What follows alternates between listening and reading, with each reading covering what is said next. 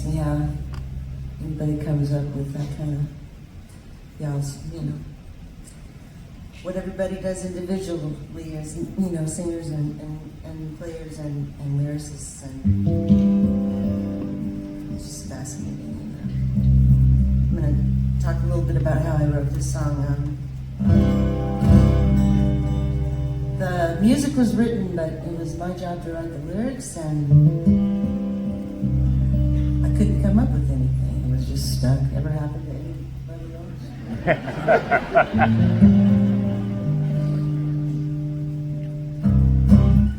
And I pride myself in writing mostly breakup songs. I don't really like the fact that I do that anymore, and I really don't do it anymore because that part of my life is over.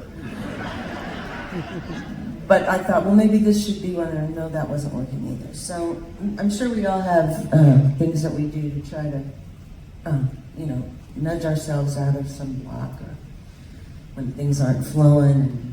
And I was desperate. So I did this thing I call singing in tongues. And it's basically, you play the chords, I play the chords, and the melody, I just sing gibberish. And, just well, and it's kind of scary. But the funny thing is, somewhere in there are word forms, and am I crazy? Has anybody else done this? Okay, good. I'm not crazy.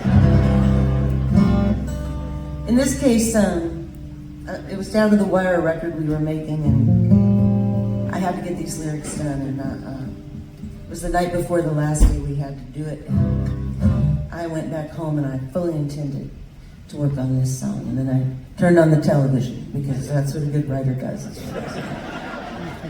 And it was January, and I turned on PBS, and there was this incredible program on Dr. Martin Luther King Jr., and of course I watched that, and thought the song can wait, we'll see. So in the studio the next day, I was more than under the gun, and I had to resort to my singing in tongues thing because there was nothing left to do. And sure enough, some things started to happen, and I realized this was not a breakup song at all. It's not what it was meant to be, and I found I was inspired by the program on Dr. King that I'd seen the night before, which no one could have been more surprised than me, but that's what happened. And this is in the first person, and I don't intend to speak for him, but this is what came out. So.